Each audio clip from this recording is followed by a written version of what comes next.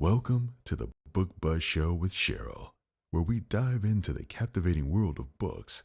Here at the Book Buzz Show, we encourage you to make your pages turn with joy and immerse yourself in a magical literary experience. Enjoy the show.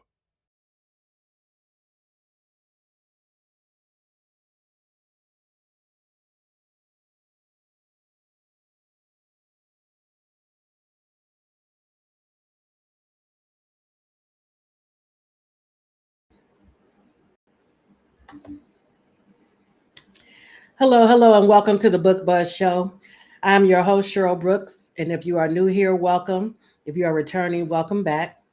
If you enjoy the upcoming show, please hit the like button for me, and that will get the show noticed. Also, if you haven't already, please subscribe to our YouTube channel so you won't miss any episodes when we go live.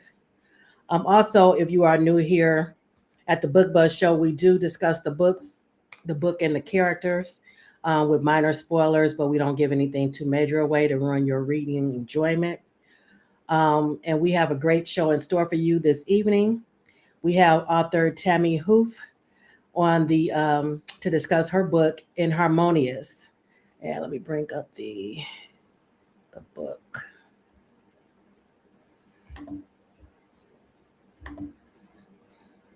And that is the cover on the screen. Love this cover. Again, that's Inharmonious by Tammye Huf. And for people who are listening later. All right. And let me tell you a little bit about the author that's going to be on tonight. Okay. She's originally from the East and West Coast of the U.S. Tammye has lived in the UK with her husband and 3 kids for over 20 years. She loves nothing more than to immerse herself into new places and experiences, and she loves the way that books allow her to do that, traveling the globe or even back in time with the turn of a page. Over the years, she has worked as a teacher of various ages and abilities, as a copywriter, and as a translator.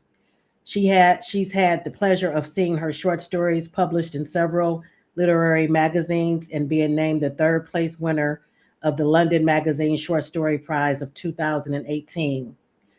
Her debut novel, A More Perfect Union, won the Diverse Book Award in 2021 and was longlisted for I hope I'm pronouncing this right, the Jolick Prize, and was chosen as a BBC Radio 2 book club pick.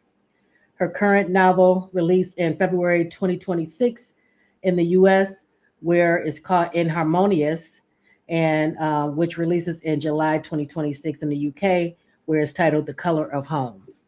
And we'll be discussing Inharmonious this evening, which I really enjoyed, as I was telling her off camera. And without further ado, I'm going to bring on tonight's guest along with my co-host this evening, Katina Brown. Let me just bring them to the stage.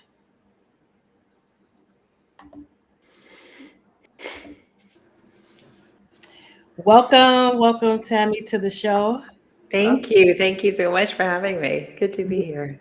Yes, I'm glad to have you on. I couldn't wait to discuss this book with you because, as I was telling you, I really enjoyed it. I think I mentioned it to Katina too when I was reading it, and a few people I told about it. Mm-hmm. All right. Oh, good. Oh, Yeah. that's great to hear. Katina, if you can help me keep an eye on Instagram, I am. since it doesn't show up in the main feed, we have to keep an eye on it. All right. Looks like we have a few people in the audience as well. Hi, Mama Tony. This is a good one for you. If you haven't read it already, this is a good one. It's a good one. Mm-hmm. Hi, Jennifer. Thank you for joining us. And of course, this thing is acting up. It's not scrolling. Hi, Francis. Thank you for joining us. And she's saying evening to you too as well. All right, so we're going to get right into it. All right. Hi, Islin, and everyone in the audience. Okay, so I read your bio, but can you still give us a little brief backstory as far as how you got in writing profession? How it came to write. Right. Do you know, writing is something that I always enjoyed. I always did, even as a kid. When in college, I did my English major, and I did some creative writing kind of on the side, just because it's just one of those things that I always loved, wouldn't let me go. I then had to go and get a job where that actually pays money that you can count on. But it was Right. just something that, but it was just something that I've just always loved to do. And I came to a point, I had kids, and I did, a bunch of stuff. And I came to a point where I thought, I need to, if I'm going to write, I'm going to invest a bit of time and effort and energy into this and do it. So some years ago now, I focused a bit more of my effort and energy into writing, and found I enjoy it. I think for me, it's one of those things that if I'm not writing after a while, it just, you miss it. And even when I was writing just, for myself, and I wasn't even thinking of publishing, just because that's not where I was. It was something that I just needed to do. Now, were you also a reader? Yes. Yeah. Okay. I think most writers are readers. I think it's unusual to find somebody who writes who doesn't also read. So do you still get to enjoy reading now that you're writing more? I do. Good, I can't good. not read. I can't not read. I'm a slow reader, so I'm jealous of these people who are like, oh, I read all of these books. I'm like, I have a TBR list that's like to the roof. Oh yes, I can relate. Because there's so many books that I'm wanting to get to and trying to get to, and I am getting, slowly I'm getting Slowly through my but surely. pile. There are many more books that I want to read than I seem to be able to find time to actually get through. But but I do still read. I can definitely relate to that. Okay, so what is your writing process like? Do you outline for your stories? Are you a morning writer or evening? Yeah, I do outline. I tried, the first thing that I ever tried to write, I tried to just seat of the pants, just, do a pantser thing, as they call it, just write. And it was fun. It was so much fun. I had fun writing, but the story was going nowhere. It was like, what are we going to write now? It was just like, woo! I had a blast, but it wasn't a book at the end. It was just, Oh, I said right. We a need little to all over the place. So yes. So for this book and for the last book, I definitely am a planner. I planned it. I plotted it. I figured it out. The whole character arc and just all of it, so that when you read it, you feel like, oh, this is a story that's been composed, and it has a point. It's been driving to a goal, and I feel I feel complete having finished it. Yeah. When I just write, it's so much fun, but it just, I don't get anywhere with it. Yeah. Yeah, I'm and as far as your other question, am I a morning or evening? I am none of the above. I aspire to be one of those people who is disciplined enough to say, I am at my desk every day at 8 a.m. and that's not me. That's not me. I live and I write. So yeah, sometimes it's morning, sometimes it's evening. It's just sort of as it comes. Yes, I've heard other authors say that as well. And you get a variety of answers to that. Okay, so I know a little bit of this, but for those who don't know, what inspired you to write this particular story? Okay, so this particular story, I was inspired by my grandmother and by my great uncle. So my grandmother is a woman who she obviously she's my grandmother, so she lived at a time where women, they are not meant to there was no equality, and there was no they were meant to be sort of docile and kind of accepting and and supporting roles and what have you. And that wasn't my grandmother. My grandmother was a very strong woman, and she had a very clear sense of morality, of right and wrong, and she wasn't one to, if something was wrong, she was a person to say it, and she was also somebody to do something about things, to get involved, and to she was never a powerful woman, but she was able to affect change in smaller ways where she could and where she saw it. And so that the character of Cora is kind of inspired by her and her personality. And then my great uncle, the character of Benny, is inspired by him. So he not obviously, but he was a Black man, but he was very pale. He was very fair skinned, so fair skinned that he often passed for white easily to just make life easier, because he would go to the gas station because he could, because whatever. So in little ways. And then when World War II broke out, he joined the military right away. And when he joined, the officer in charge didn't want to be accused of trying to desegregate the barracks by putting him in with these Black guys because he looked white. And it was easier to make him white. And so he was put in with white guys. And from that point on, he became white. And after the war, he stayed white, and which meant at that time, segregation. So that meant he wasn't living where my grandmother was living, and his different experiences, different life experiences after that. So the character of Benny was very much inspired by my great uncle. Wow. I love that. And I saw the photo that you put out on your Instagram. I should have asked you to send it to me so I could put it up. But you all check out her Instagram page. I have her IG handle on the screen, and you'll be able to see her grandmother and her great uncle that inspired this book. Okay, and as I was saying, before I brought you on, I love this cover as well. Yes. And it just captures a lot of what the book is about. Did you have how much input did you have as far as the cover? Yeah, me too. I'm glad you like it. I love it too.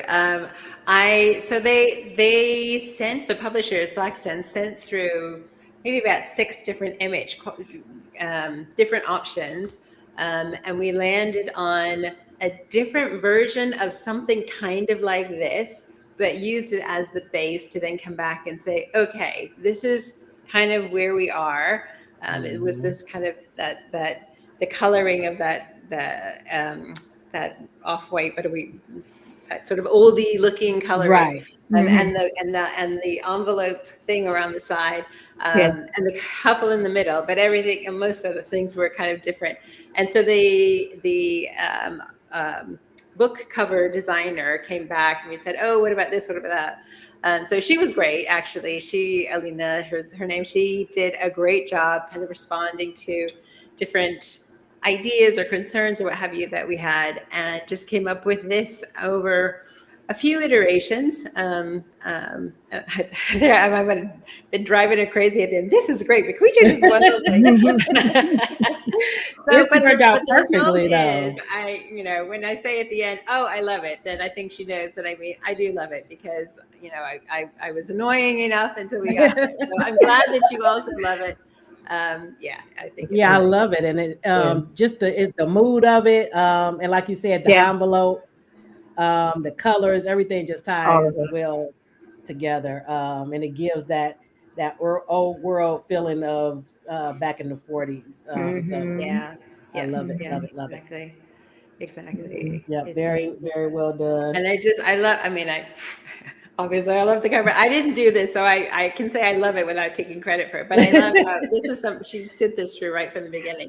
That turning where he's like his back to us, and then her. And so it's like that bit of mystery of him and who he is, and it's that, also that mystery of who he is, identity, all of that stuff. So I think it's when you read the book, then you look at the cover and it says even a little bit more than when you haven't read the book, I think. Yeah. Yes, love it. And Mama Tony is saying, it's an old airmail envelope. Okay. All right. Sense. Yeah, exactly. The old airmail, and she's got the stamps on it, the old airmail stamps. Right. And she even has the date. She has the date from World War II. Very well detailed. Now, that wasn't me. I can't take credit for that. What kind of research did you do? I know it's based on your grandmother and your uncle, your great uncle, but what research did you do as far as that time, that era. And I guess too for your family too, because you probably had to dig deep to get more information as far as your grandmother and stuff. Yeah. Yeah, I did a lot of research. I tend to do quite a lot of research, more research than gets put on the page, Mm-hmm. because yeah, I think I just find it interesting. And so I go and I go and I go, and then you sort of, it's in there, which helps to determine the story and helps you get a feel for the space and the time and all of it. And only some of what you've researched like winds up physically on the page, but I feel like the feeling of it does wind up on the Mm-hmm. page. So yeah, I read actually a lot of newspapers from the time. Okay. It takes place in Florida, so specifically Florida papers from the time, but also national papers from the time. I looked at interviews because there are loads of interviews of former servicemen. So I was able to look at a bunch of those. Also, historical websites I looked at. A lot of museums have much of their information online. That really, really valuable resources for museums online. Also, libraries, online libraries, Library of Congress, but also local libraries, Florida libraries. Government archives. I looked Okay. into government archives. I looked into laws, the laws of the time. I always look into the laws. I feel like the laws tell you so much about what is important in the society and what are they valuing. Government policies to kind of know, what's going on. Nonfiction books. I read a bunch of nonfiction books. Some of them are a bunch of them are in the acknowledgement at the end of the book, just if people want to kind of read more about anything that has been touched on. I kind of list the nonfiction books that I used. And then, and then speaking, as you say, speaking to family about them. And I actually was able to interview my great uncle shortly before he passed away. I decided to write this book. And it was very early days, and I was, just in the research phase. And he lasted, quite a long time. He had difficulty speaking, so I was speaking through his daughter because he can't speak so well. But yeah, it was actually really, really nice to be able to have a chance to speak to him, and for him to know that I was, doing this Yes, project. I can imagine that. Getting his blessing on it and all of that, I'm sure was amazing. Okay, so what surprised you most while you were writing it? Was it something related to like family or the time period or anything? I think the time period. I think family less so. Um, I would say something within the time period, and I would say probably that. I mean, I knew obviously that segregation exists and discrimination exists and all of that. We know that, but not having lived at the time of this, book, just I think for me, the extent of it. And especially during wartime, because you would think, oh, there's a war on. We unite against a common enemy. And that I was surprised about. That I was surprised how petty people were, despite, we have a real live enemy here that we need to fight and, work together against. And there was still such nonsense going on. That surprised me. And the extent of it, the extent of how,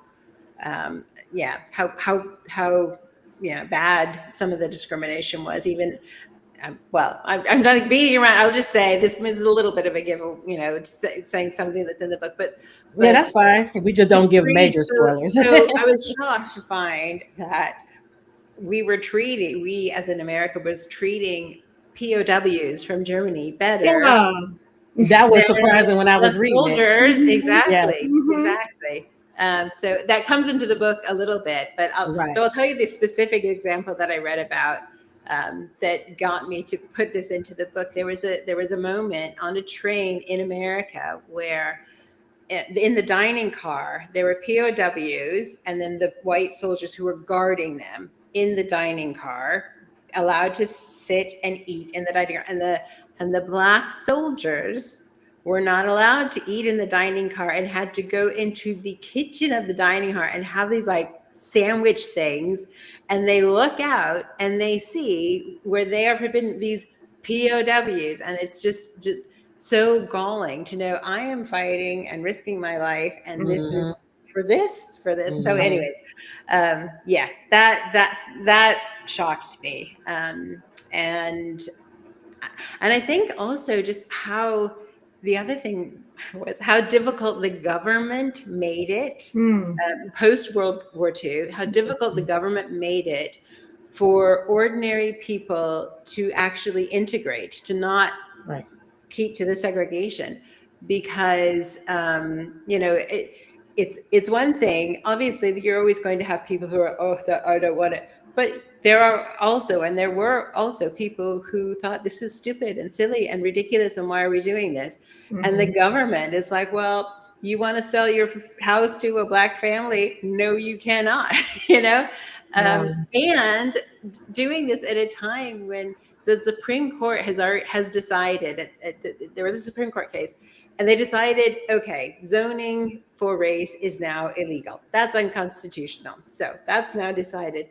But still, you had then the Federal Housing Administration saying, oh, well, we're not going to underwrite any loans, though, for you to move into a white neighborhood, to integrate any neighborhood, anything. If the neighborhood is integrated, then even the white people won't get loans. Nobody in an entirely integrated neighborhood is going to get the loan, which is where the title of the book kind of comes from. It's Inharmonious. It comes from this underwriting manual that they put out saying no loans for inharmonious racial groups, which is like, really? Because that's crazy. I can't even the Supreme Court imagine. already saying it's illegal. So yeah, that sort of stuff. That surprised me. It exists, but then when you see the particulars of it. And are you usually, because me, I love history and I'm always watching documentaries, and I grew up on classic movies. So are you into things like that as well? I am into documentaries. I am, but all of it, documentaries, or just reading about the past, obviously historical fiction, historical movies, all of it. But also, I mean, I like modern stuff too. I'm just living in the past. But yeah, I do get into it. I think because it feels like, I don't know, it just feels like feels like another time and another world, but it was real, and it also informs now, like it helps you understand why this looks like the way that it looks, why we're having the situation that we're having. The craziness. Yeah, exactly. Yeah.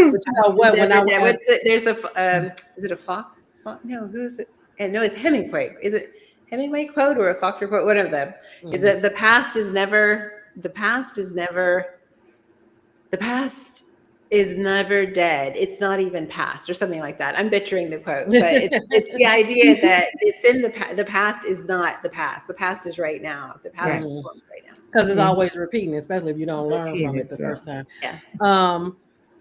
It reminded me as I was reading, because I watched a documentary maybe a year ago, and I had heard of it before, but I cannot think of his name. I believe it's Woodruff, but he was a Black soldier returning from World War II, and on the bus going back home, and I don't remember if they were soldiers. I think there were two white soldiers, or they might have just been on the bus.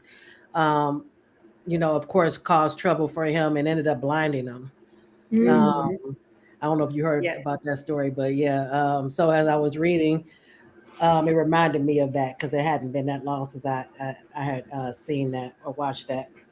Yeah, no, I didn't see that, but it's a thing that happened, and and it was I was reading in the research. In the archives, there's this letter that the president has written in response to exactly that, because he's like, what is this that is happening? Our servicemen are coming back and getting attacked. This is not on. We have to do something about this. So, yeah. Terrible. Okay, so we're going to get into the book and the characters a bit. Now there were so many things in the book. Katina, what were some of them that stood out to you as far as I would say themes? the biggest, one of the biggest moments with Roscoe and Cora when he came home and he was in his state of mind and he reacted and she responded, and left or whatever. I just felt like, I don't know, he just kind of got away with it a little bit. Like, I don't like the accountability for what he did, even with I thought Benny. that too, that it should have been a little more. Like, like nobody, everybody was kind of like, you got to make amends and you got to, and it was never just like, are we just going to say that he was wrong and just, Yeah. But that's the one that stands out for me. Yeah. Yeah, I absolutely hear that. I think for me, it was, and I think if it were today, you would have the pushback and you would have sure. And I think for me, for that time, you think about how prevalent that sort of thing was in marriages, right? The sort of things that were, I mean, legal within a marriage for until what, like 30 years ago, maybe even. Yeah, it was recent that they Yeah, domestic things. Exactly. And so while I think every reader is like, that is not okay, obviously, and you want him to, maybe face consequences. I felt, and that's actually a section of the book that I wrote and rewrote, and I thought about it, but I felt that he wouldn't. I felt that he, although people would say this is wrong and this is not okay, and kind of stand by Cora in that moment to say no, this is not okay. Also, the today's reaction would probably not be an accurate reaction for that moment at that time. Right. So no, I did also struggle with that a little bit. I'm like, how do we, yeah. Yeah, that's interesting. That is interesting. Yeah, it was, I was feeling the same way, but I, like you said, I realized that it wasn't that long ago that that even now they were, taking it seriously. So especially back then, they considered it a private matter. And women didn't have, any rights basically back then as well. No, absolutely. So they basically were at the mercy of their husbands or their brothers or their fathers.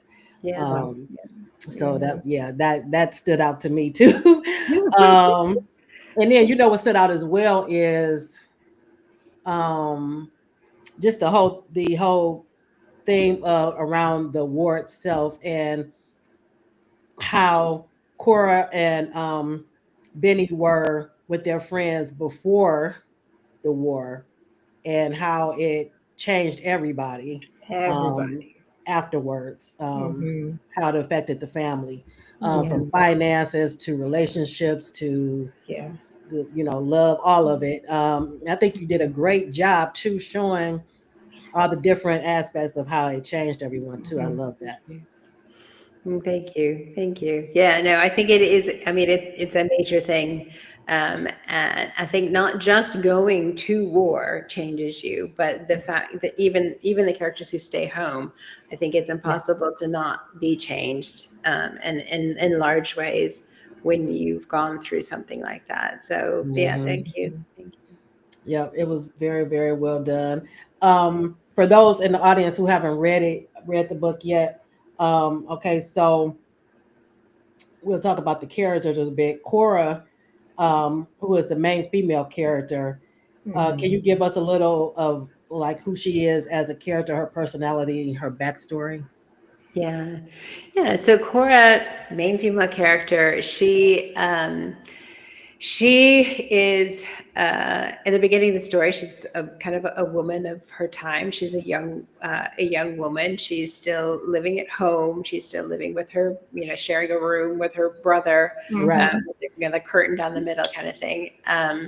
And she is, she's a good girl.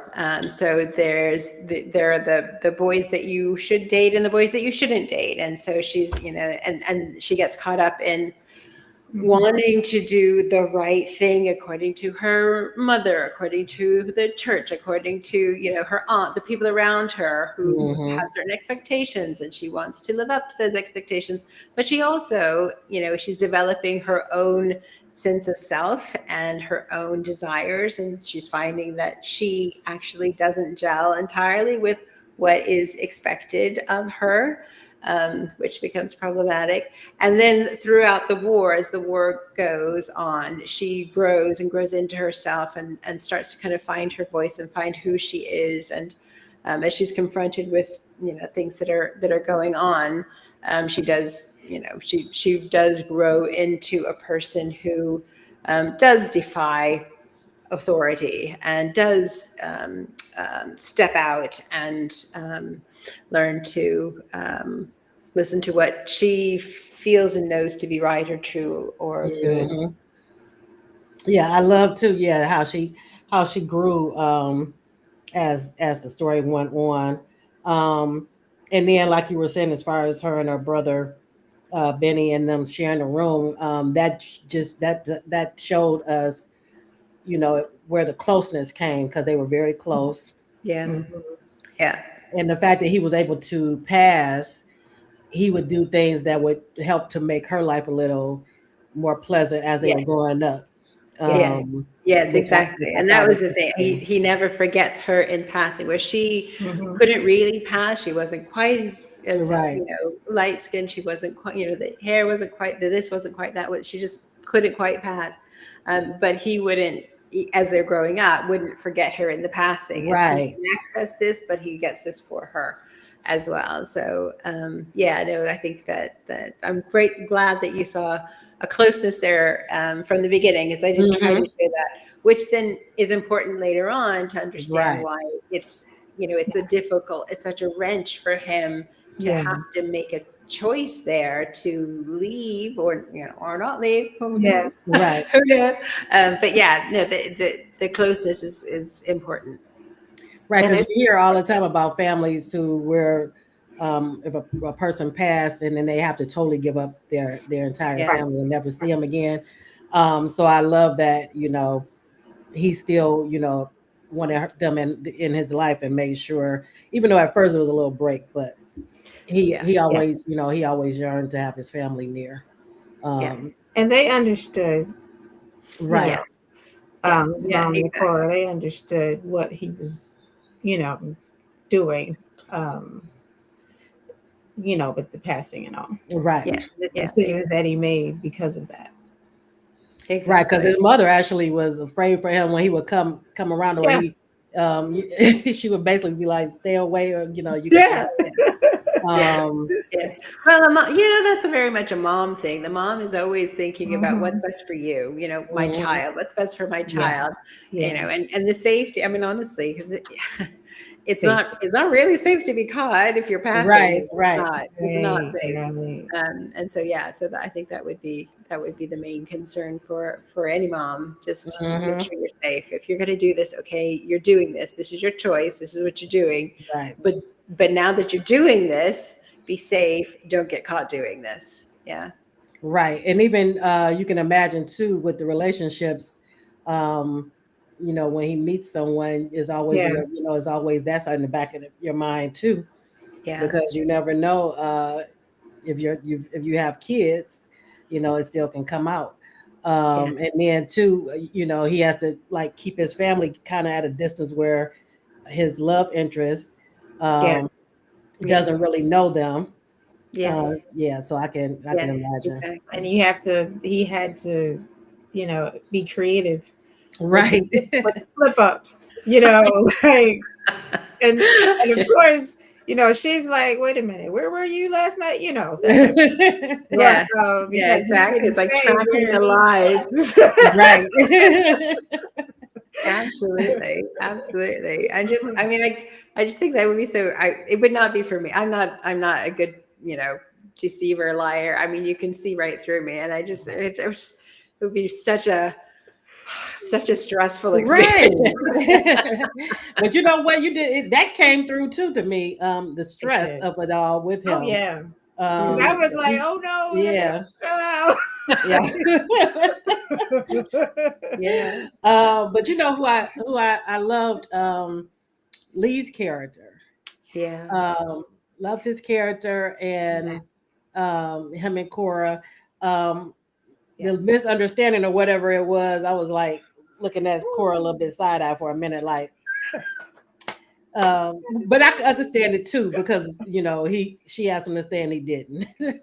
Yeah. So then she started reading into, okay, Yeah. does he really want me? Yeah. Does he really love And me? starting listening to everybody else, because Right. everybody's saying, everybody's looking at the past, and he has Right. a checkered past. Yeah. He's better now, but he Right. did have a brush with the law kind of path, and so everyone's like, "What are you doing?" If you, I think for people, if you hear that enough, and then you don't have that confirmation, and in fact you have the opposite, it's like, I asked you and you didn't, and you didn't. Right. Yeah. So that, yeah, exactly. I think it was worse though when, like, with how she was listening to other people, and then the reasoning for him joining. Yes. Yeah. Then I was just like, no. Yeah, it was breaking my heart. Like, oh no. No. You're so sweet. I know. Yeah. Yes. Yeah. I do love Lee. I love do that. love Lee. Love their dynamic. I was with her and Roscoe, and she basically was forced kind of because her brother was pushing, because he didn't want to leave her and his mother, by themselves. Yeah. But it was just very kind of selfish too, because he wanted to be able to go and not have to worry about leaving them and pushing her into something she really didn't want to do.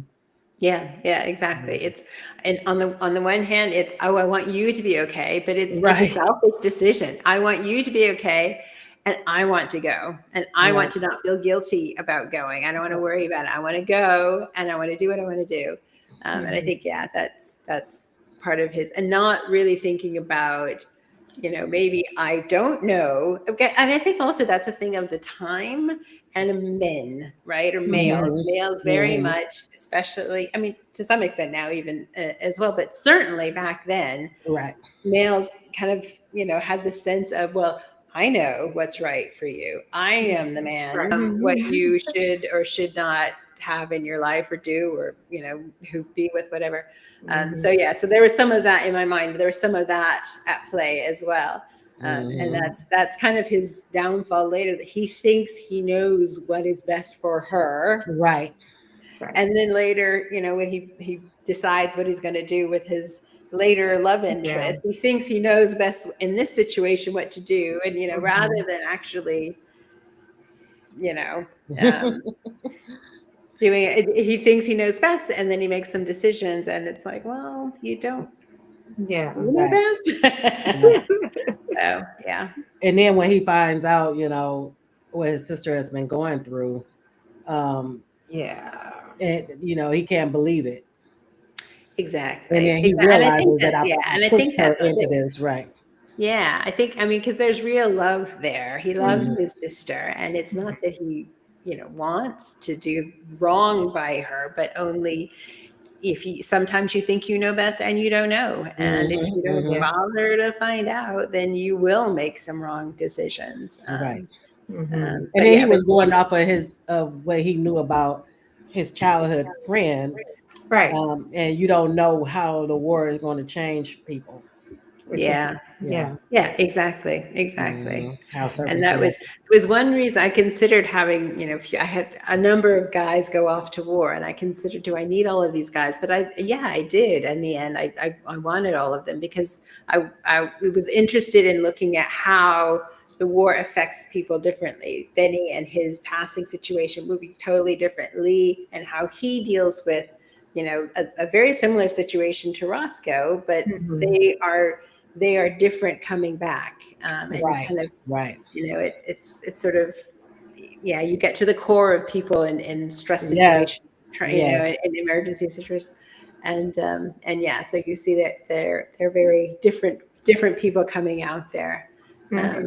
And even Jasper, who's not a point of view character, he also goes off to war. Right. But just also very different perspective on war, a different perspective on his role, what he ought to be doing, what he owes America. Yeah. Yeah, we're very well done as far as how you show the different way, like you said, Eric, just you got a sense of their character and just on how they were able to deal with what they dealt with in the war and how they came back.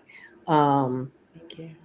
Lee was very, focused and strong-minded and focused on improving his life, Yeah. and wanting a life with Cora. But even without her, he still was focused on, betterment of his life, which I love that aspect of it. Exactly. Yeah. And I think you see that sometimes in society. You can have people who go through the same major thing, or similar major things, and somebody comes out of it and says, I am going to work my butt off, and I am going to achieve, and I am going to get this, and I am going to do. And then somebody else says, well, there's just no point, there's no point. Why am I doing anything? It's all just, and they, and then the spiral starts, and then there's no point, and then they're drinking, and then they're this, and then, and then it really goes to, but I can't even imagine how some of the men, you just from Roscoe's point of view, when he's overseas, that's probably the first time he's ever treated like an actual man, with agency, for his own, his own being and his own movements, and then he comes back, and he's back into this little small box, where he's not even considered, a man. So I can't even. And then in some ways, which is kind of why I wrote Roscoe the way that I did, that the way that he kind of falls back. It's harder to have experienced this, to be, to know kind of what this could be, and then to go back to this, to what is so far from what is possible, and having lived it, having experienced it. And that the whole Wales chapters or segment of the book, that was interesting to me because it comes from reality. There was the U.S. Army, when troops came and they were stationed in the U.K. before they went off for D-Day or Bulge or what, different big battles over elsewhere. A lot of people were stationed in the UK, and that because of segregation in the army, they wanted segregation in the UK, and the UK was like, we don't do this. What's going on? And it was a thing. So they would have like dances, and the women would dance with the black GIs, and it wasn't a problem, except for the white soldiers. To the point that at one point there was a kind of reflection in a lot of what I used in the book I've gotten from somewhere in history. And so there's a moment it's not in Pontypool's, Wales, it's somewhere else in England, but there were these white soldiers who were just rambunctious and out of control, but the black soldiers were respectful and polite, and the white soldiers were complaining that they had to be in a bar with these black soldiers, and so they were kicked out. They kicked out the white soldiers, and they put up these signs, only black soldiers. Yeah. I love that. Then Yeah. escalated. Actually, then it escalated, and the relationships between the black and white soldiers became, and there was this huge battle on the streets of Britain between these black and white soldiers, and the locals were all for the. It was this whole thing. It's interesting to read about, but yeah, it's really an eye opener to kind of look at what life was like for them. Mm-hmm. Right, because it was interesting too to see how uh his love interest, I can't think of her name, how her family treated him from the beginning. It wasn't even, he was shocked. Like Yes, yes, he was. Yes, he was. Megan. And it's interesting. That's another thing that I looked at for research. The army put out these videos for servicemen to be like, so you're going to the UK. Here's some things that you should know. And it's like that you can find them. You can find them online. And they would talk about, this is what they do here, this is what they do, and they talk about that. They have this little skit with this British woman, this white woman, saying like, "Oh, thank you so much for doing whatever, and you must come by the house, you come by the house and whatever for tea or something." And she's talking to she's inviting this black GI for tea, and the little spokesman guy's like, "Now you might think this is strange. This might not happen at home, but we're not at home." Say just a little bit, a little bit strange. I mean, they're like, it's part of the part of the spiel. Yeah. Wow. Yeah, I thought that was interesting too. As I was reading that, I'm like, I know he felt definitely like in a alternate universe, which in the way he was, from where he grew up. And I thought it was interesting too, from as far as his point of view, that he returned, but he was being he wasn't being selfish. He wanted to return because he had promised or committed to Cora. But because both of them weren't being upfront with each other in the beginning, if they had just had a good conversation, it would have it would have resolved a lot of that. Yeah. And unfortunately, I mean, doesn't we sort of I think humans, we dance around each other. Not, I don't want to hurt you, so I won't say this. I don't think you'll be strong enough to take the truth right now. So, I mean, I've seen it in my, in just the world, that it's like, actually, now in hindsight, if you had just sat down and said, "Look, this is going to hurt, but I have to tell you this," but yeah, I think we do that. I think we try to not hurt each other. Right. Try to dance around the issues, and maybe it'll get better. And we just, I mean, usually we make it worse when we do that. But it's unfortunately it's what we do. Yeah, because he just became more and more bitter. And then with everything he was dealing with at work and all of that just added to it.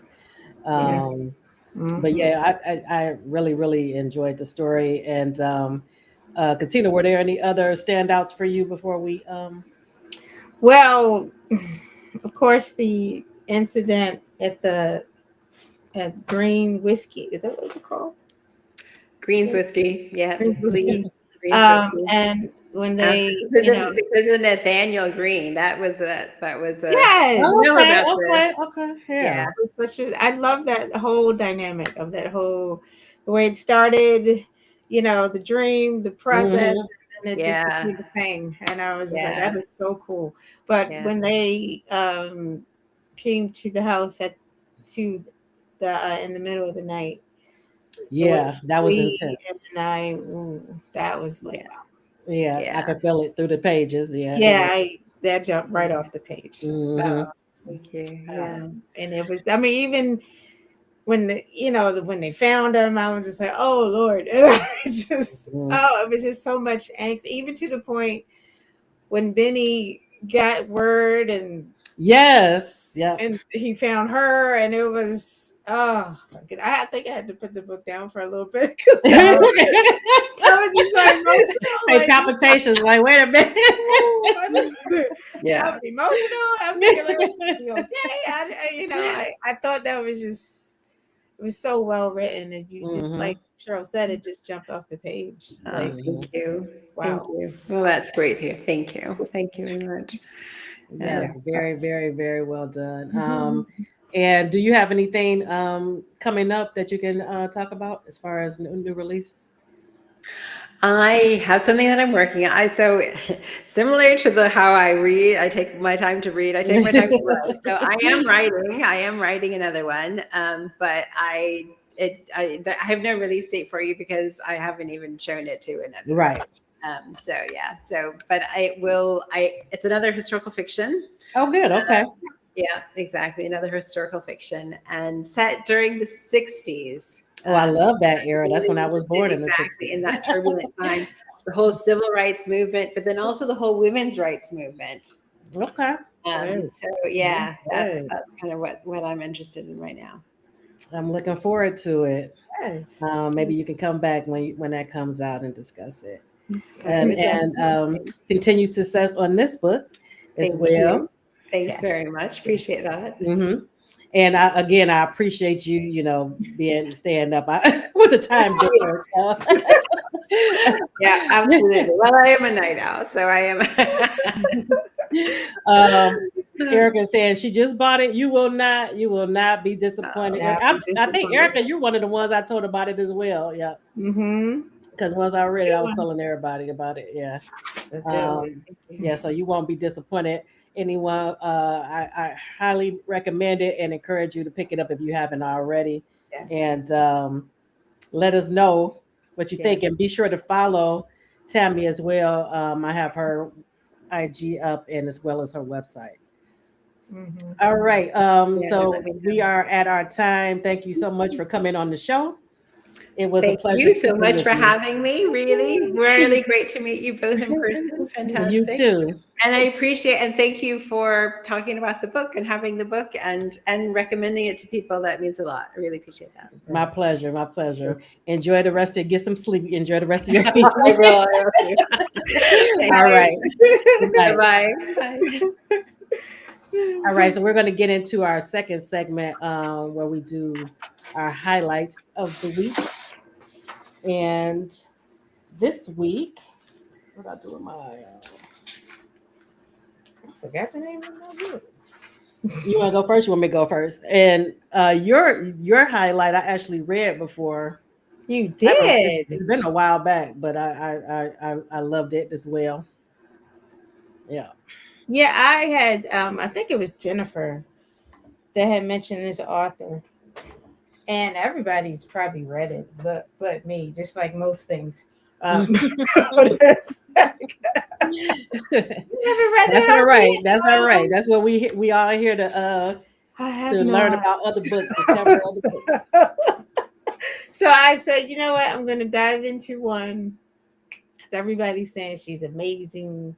Let me get one. And I did it, and I said, "Oh, I see why." So yes, love her. Was Love Belvin's He Who Is a Friend. It's book one. I think it's 3 books in the series. Let's see. Where did if I'm not mistaken. And where is it? I forget how many pages it is. But it is available on Kindle Unlimited. Okay. It's a long one. I think it's about 400 some odd pages, if I'm not mistaken. I think most of her books are like around that. Yeah. Okay. And I think I listened to this one. Oh, you did? How was it? The narration? The narration was good. Sometimes I found it a little difficult to understand the male narrator. His voice was so deep that it was like some words I was like, what did he say? And I would have to rewind it and then get what he said. But because I got the story. But just like were you reading there, listening or just listening? I was purely listening. Oh, okay. Really listening. Because I credit and I said, let me just try this. So but I I absolutely loved it, and it was more so. Um, I will have to say I wasn't 100% fond of the female male main character. Not all the way. So, and her and his old crazy uh parents relationship. oh I'm like, Lord, that. What was that? I was the wife and the girlfriend, and what are we doing? There's a lot. Oh, the baby and not the daddy. You the daddy. It's so much. But that's why I was like, "Oh, what's gonna happen?" And even like Mhm. it's a cliffhanger. Um, but I just what I loved about this was actually Sadiq, just him. Like I think, like he was so the levels, you saw the maturity level, the emotional levels that he rose to, and he matured. And even though everything crazy was going on around him, he was adjusting, and he was, he's like turning into book bay material. Like, Mhm, like mhm, I watched. mhm. It was just it was a pleasure to see his transition from the meeting. They both have issues. What's her name? Darn it. What is her name? I forget her name. Jennifer is saying, oh, she Uh, said she listened to both audiobooks. She got to listen to book 3 though, I think I'm but she's read all 3. okay.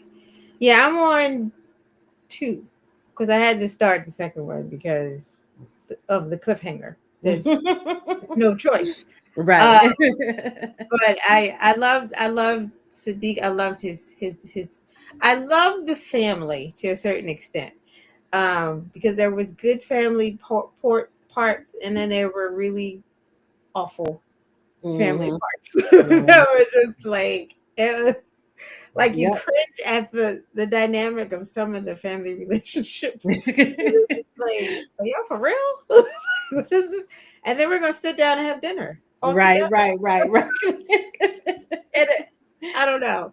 But somehow or another, she was able to write this story, this love story, Right. and have all those crazy dynamics. And you could still, in the middle, you could still get like chemistry and love and like sacrifice and all those things were just, it's just a good one. It's just Mhm.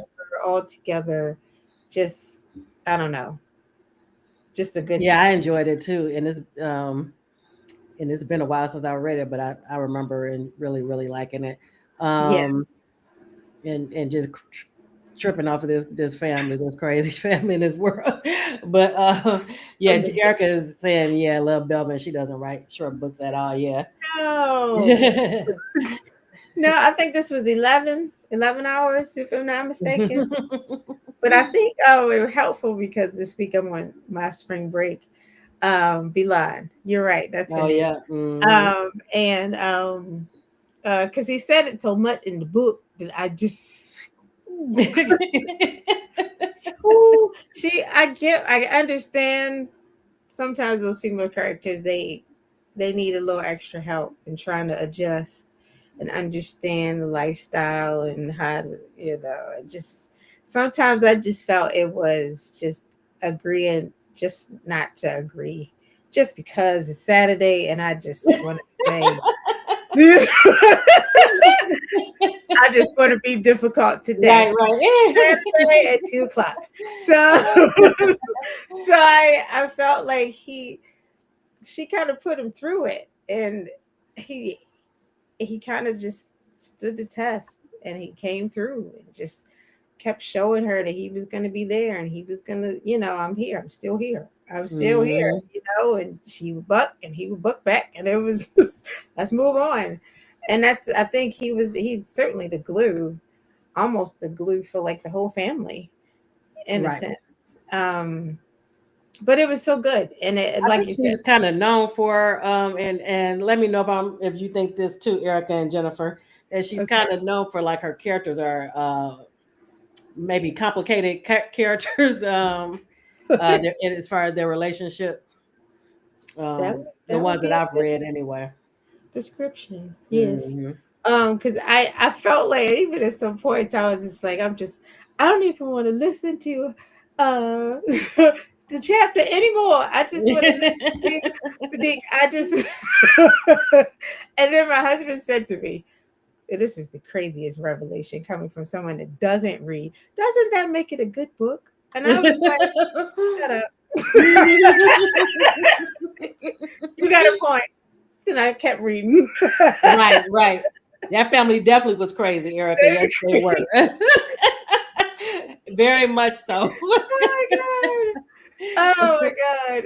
Yeah, it gets you though, but I guess that makes it good because you're feeling all the feels, like you're just irritated and oh, gonna strangle them and Right. I don't know, love on them and oh. Yeah, you're right, Erica. There's always some kind of struggle, between. It's always a struggle. But yeah, that was what I fell into. I had started it when we did the readathon.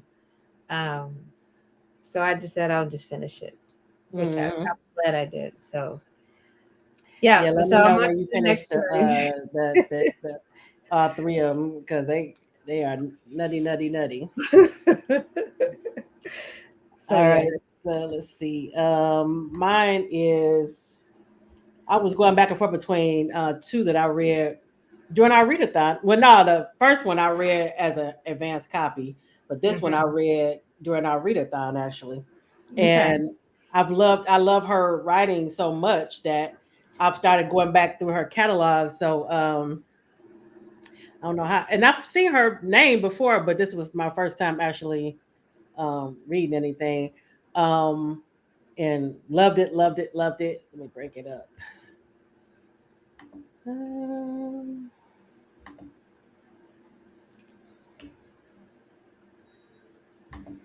and I was in the mood. I think I put it in the readathon chat too. I was in the mood to read about some black cowboys. So I read this one and I started another one. But this one really drew me in.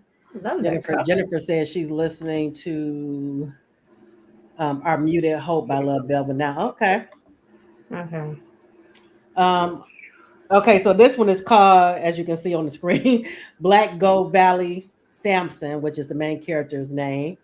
It's by Dandridge Monroe. This was my first read by her. Loved it. I loved how in depth she was as far as portraying a black cowboy and a family of ranchers. Um, that has been in their family for, I believe, 2 or 3 generations. Oh wow. And the struggles that they go through and all of that. It was published last year, March 2025. It's 358 pages. Um, the genre is considered small town romance, women's fiction, African American women's fiction, and black romance. That's what they have it classified. It is available on Kindle Unlimited as of today when I checked. Okay. And the synopsis is finding love worth the price of losing your honor. For Samson Chisholm Love, his name is everything to him. It's a bond, a legacy, and a promise to govern himself to the highest standards.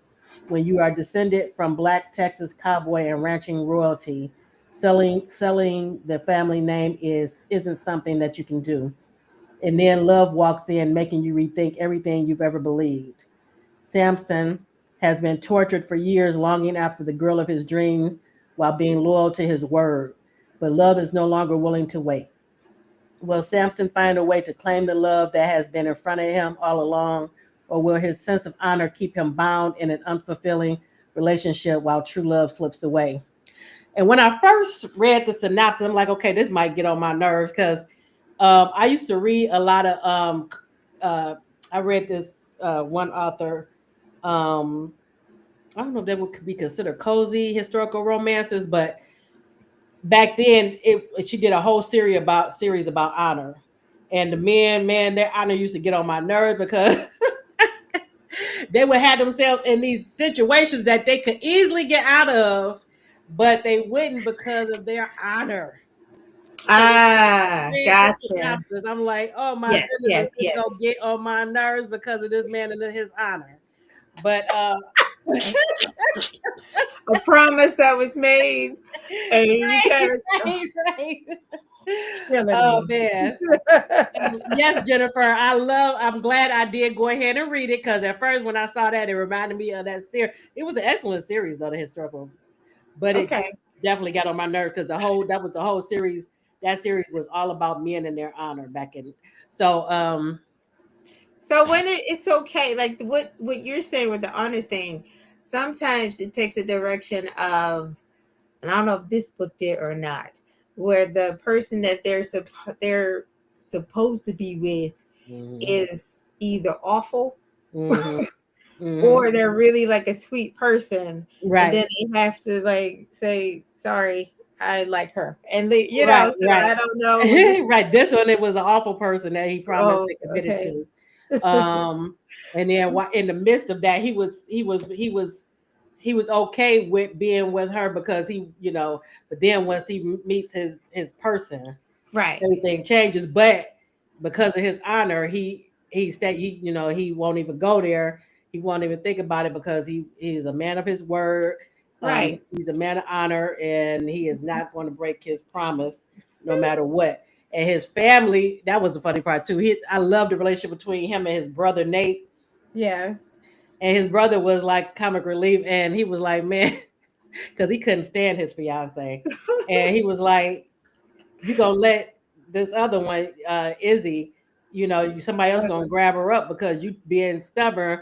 Yeah. And and his whole family was like, "You need to let her go," and he was like, "No, I'm not gonna let her go." Yeah, but and then he kept saying something about he had a plan. Y'all just don't know what But his brother really was blasting him like, man, I used to look up to you, and this is how you do. So what was the pledge? Who was holding him to the He committed himself to another rancher's daughter, Okay. and it was I can't remember if it was because they were trying to merge the two families Okay. together, Okay. um, but because he committed himself to her, it was not really a love match. They basically were. It was like they both Right. were doing something. He basically was doing it to help that family, help her out. Right. And she didn't love him either, but it was a way to help her family Yeah. because his family is this big family, like they said, ranch royalty. Um, Mhm. so they got this land and they're well off and big name in their area. I believe they're in Texas. I think it was said in Okay. Texas. Um, and then his brother is a big name in the rodeo circuit. So Oh he wow.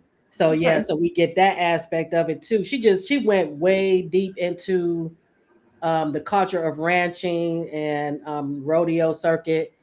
Um, and then the female character, Izzy, she's a female veterinarian, and he hires her to be the vet on the ranch, and so we get her the dynamics of her too. Okay.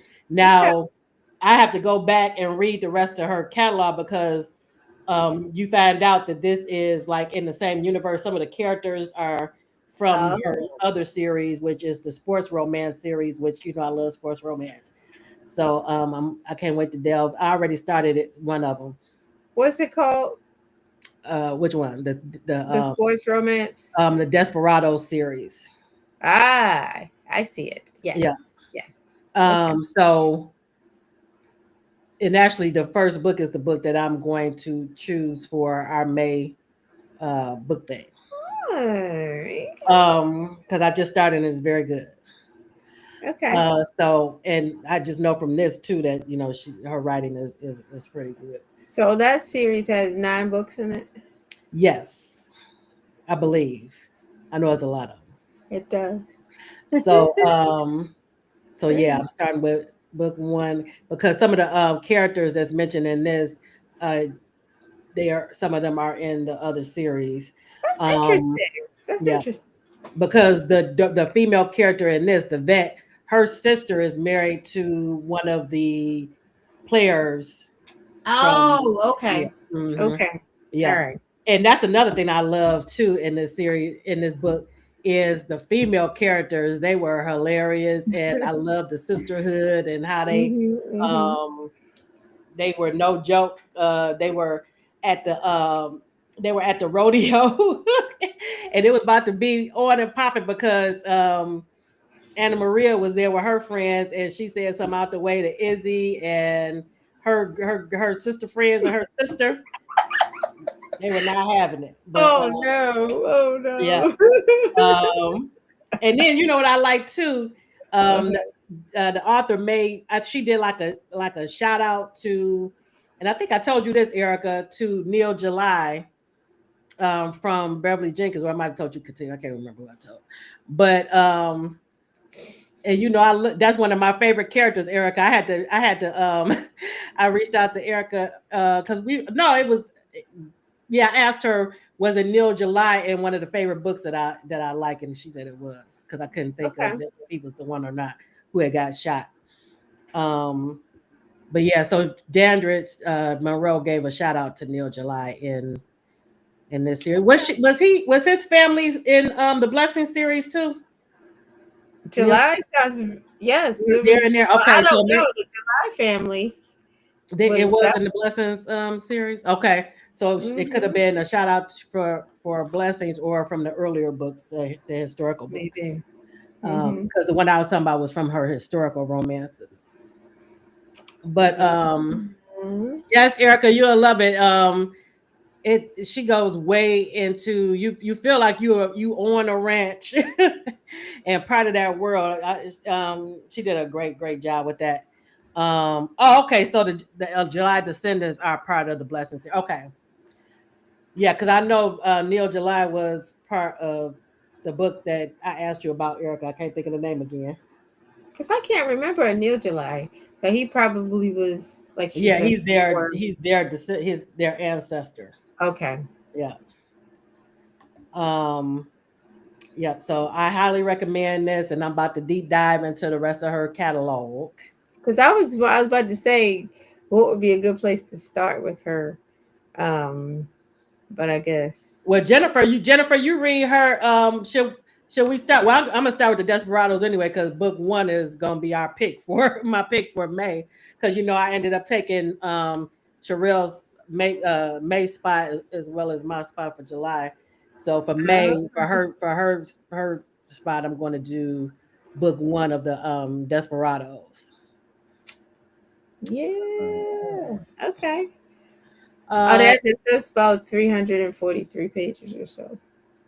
yeah, but I believe it's going to go fast anyway because just her I writing. believe so.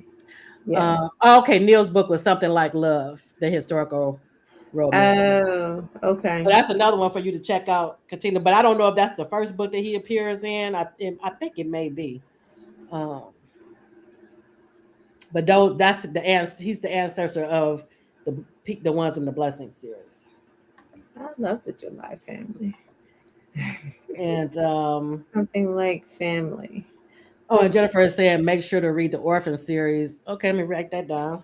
I have to write these things down. Because. The Orphan series. Oh, it connects to that too. Okay. So she connects her like some of the other authors. They're in the same The world. Orphan Okay. series. So, Orphan first? Oh, that's what Oh, Erica okay. said too. And The Orphan then series. sports series. Which one came first, Jennifer? You remember? Chicken and egg. What we do?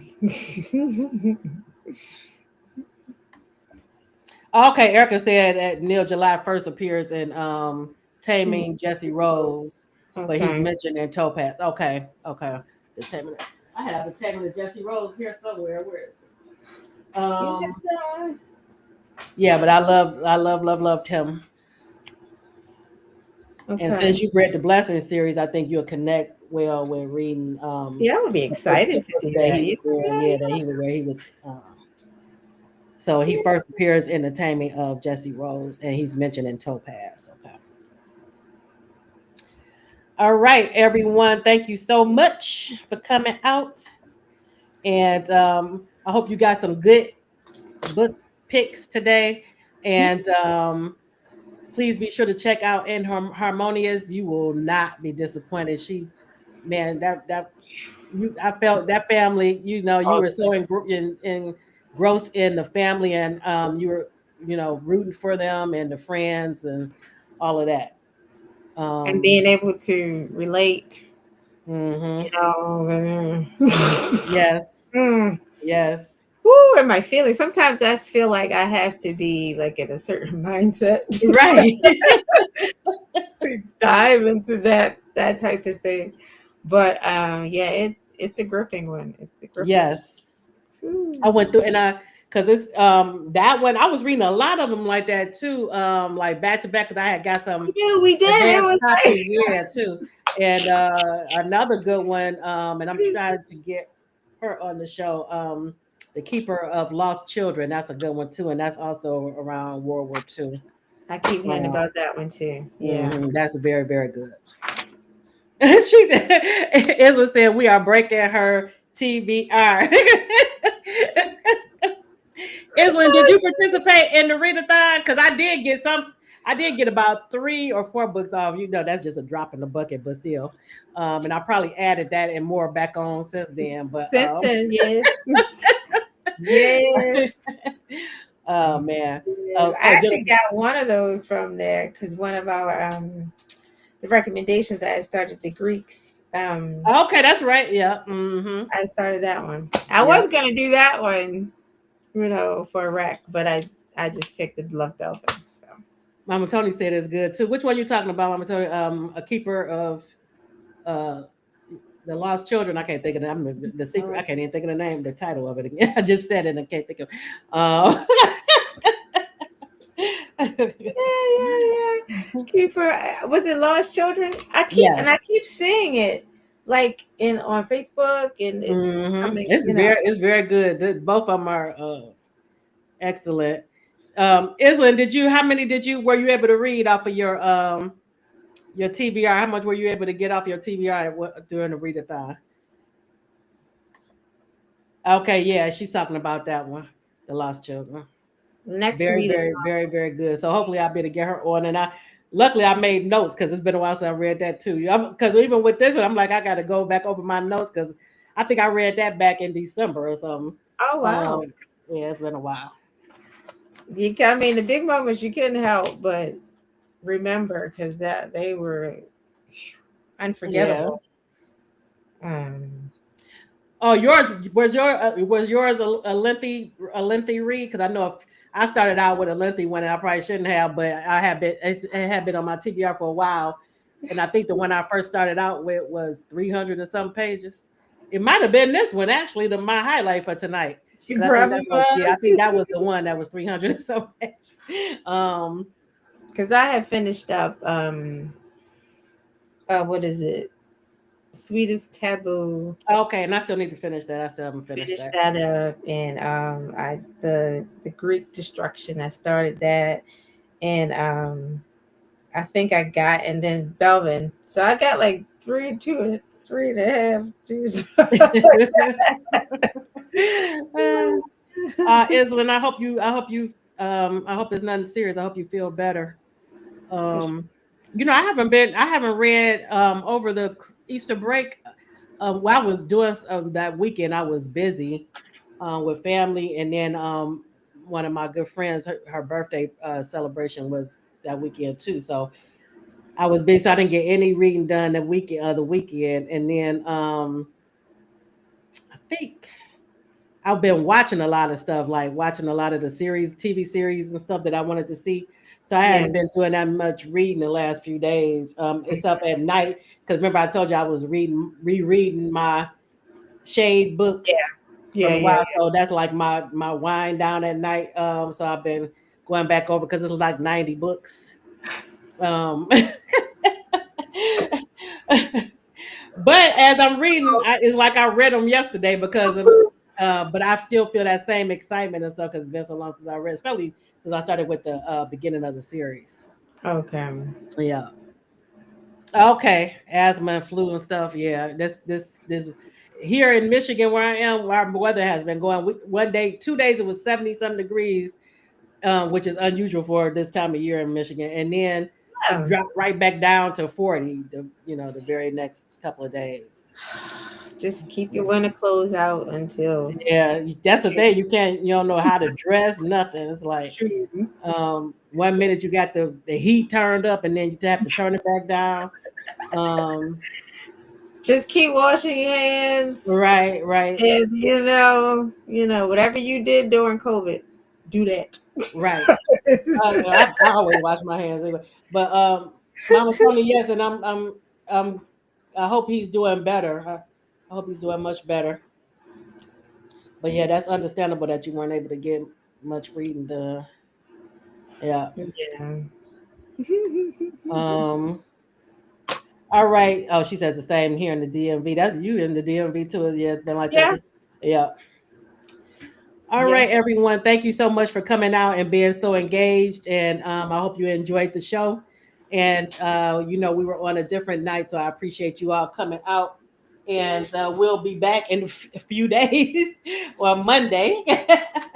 We have a good one in store for you Monday. We're going to be discussing 2 books with Delaney Diamond, and they are both very, very good. Well, I haven't finished the second one yet, but I'm enjoying it. It's reminding me of a movie that I saw. I might have to ask her about that. But Which one is it? one of my classic movies with Cary Grant and Grace and Princess uh, Princess Grace. You I talking can't about think of for some reason I can't think of her actor's name. I think it's called Cat. On what is it called? Cat. I have to look it up, but it's good. But we'll be on Monday with Delaney Diamond discussing Ethan, the first book in her Family Ties series, and Perfect Stranger, part of her Cordoba Agency series. So that should be very, very good. So I hope you all can tune in for that as well. And the week after that, we are going to be talking to 2 authors, Casey Mills and Charity Shanae. So I'm looking forward to that as well. We'll be discussing their collaborations on the book Ballers. So I hope you all can tune in for that as well.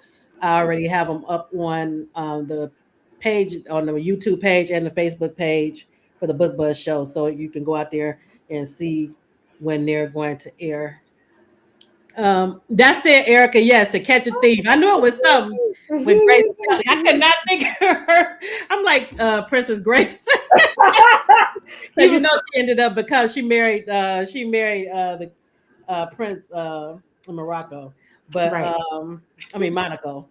But yeah, so that's it. To Catch a Thief. It was very, very good. If you haven't seen it, highly recommend it. But the book puts me in the mind of that. It's a good one. Jennifer is asking, did I read? No, Jennifer, I have it, but I haven't read it yet because I don't want to read it yet because I want to have her on the show. Wait, so what is that? I don't want to read it too soon. Leona. Because you read them, didn't you, Katina? I did. She has a new one out. But I need to reach out to her to come back on the show to discuss it. So I don't want to read it yet until she's about to come on. But I have it, Jennifer. And thank you and Erica for letting me know because I hadn't even noticed that she had a new Leona out. So I was happy about that. But yeah, I'm waiting until I ask her to come on the show. So, all right, everybody, enjoy the rest of your night. And thanks again for coming out. And we'll see you next time.